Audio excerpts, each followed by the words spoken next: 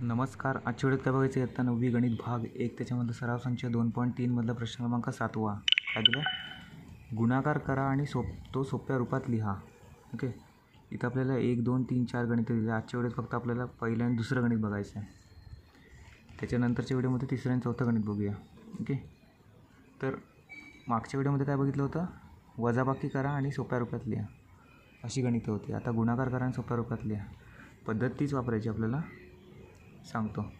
पहिलं गणित लिहूया. 3 वर्गमूळ 12 गुणिले वर्गमूळ 18. ओके. आता काय करायचं आपल्याला? ह्या संख्येची फोड करायची, ह्या संख्येची फोड करायची. फोड कशी करायची? एक वर्गसंख्या आली पाहिजे. हे बघा, आता पहिली वर्गसंख्या वर्ग कुठला आहे? 4. 2चा वर्ग. 4 ने होते का फोड? होते. 4 गुणिले 3 अशी फोड केली. मध्ये गुणाकार चिन्ह. आता 4ने ह्याला गुणाकार म्हणजे गुणता येत नाही. 4 येणार नाही. 9. त्याच्यानंतर 3चा वर्ग इथे 9. 9ची फोड करता येते. 9 दुणे 18. ओके. या संख्येची 18ची फोड काय झाली? 9 गुणिले 2. आणि 12ची फोड किती आली? 4 गुणिले 3. त्याच्यानंतर आता 4ला बाहेर काढायचं आहे. म्हणजे तो 2चा वर्ग आहे ना, म्हणून 2 येणार बाहेर.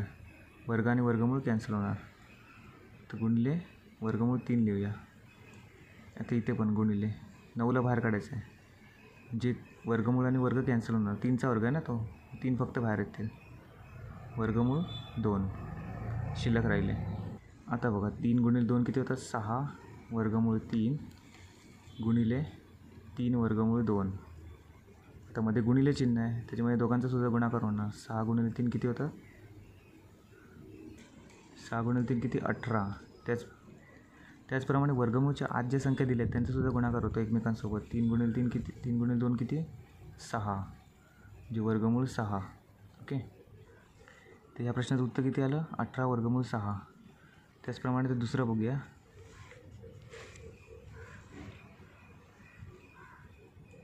3 वर्गमूळ 12 गुणिले 7 वर्गमूळ 15. आता ह्याची फोड कशी करणार? आपण सुरुवातीला ह्याची फोड करूया. 3 वर्गमुळात 4 त्रिक 12 जशी आपण इथे वरती केली ना तशीच करायची.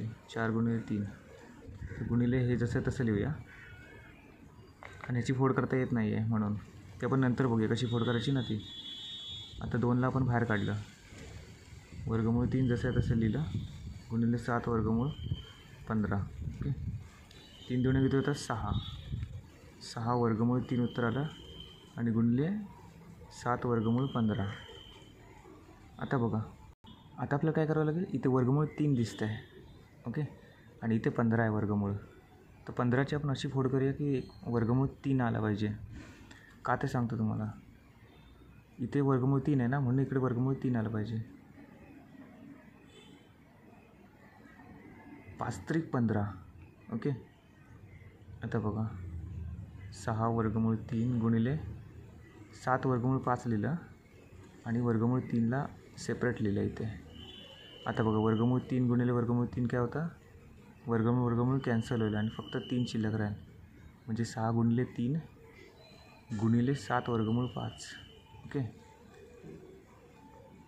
कळलं असेल ना? वर्गमूळ 3 गुणिले वर्गमूळ 3 वर्गमूळ 3 गुणिले वर्गमूळ 3 काय होतं? वर्गमूळ चिन्ह कॅन्सल होतं आणि फक्त 3 लिहिलं इथे. 3 शिल्लक राहिलं ना मग कॅन्सल झाल्यानंतर. 6 गुणिले 3 किती होतात? 18 गुणिले 7 वर्गमूळ 5. आता 18 गुणिले 7 या दोघांचा गुणाकार होणार. गुणाकार किती येतो तो? गुणाकार येतो 126.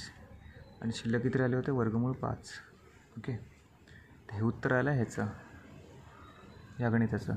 पहिला आपण काय केलं? ह्याची फोड केली आणि उत्तर किती आलं? वर्गमूळ 3मध्ये आलं. वर्गमूळ 3मध्ये आल्यामुळे आपण ह्याची अशी फोड केली की ज्याचं उत्तर वर्गमूळ 3 आलं पाहिजे होतं.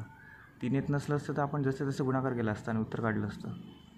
पण वर्गमूळ 3 येत होतं ना, म्हणजे कसं? 5 त्रिक 15.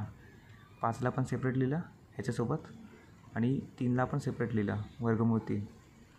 आता इथे वर्गमूळ 5 जर असतं तर आपण 7 सोबत 3ला लिहिलं असतं. 7 वर्गमूळ 3 आणि वर्गमूळ 5ला सेपरेट काढलं असतं. पण इकडे वर्गमूळ 3 असल्यामुळे आपण वर्गमूळ 3ला सेपरेट काढलं इथे. आणि वर्गमूळ 3 दोघांचा गुणाकार केल्यानंतर वर्गमूळ चिन्ह कॅन्सल झालं.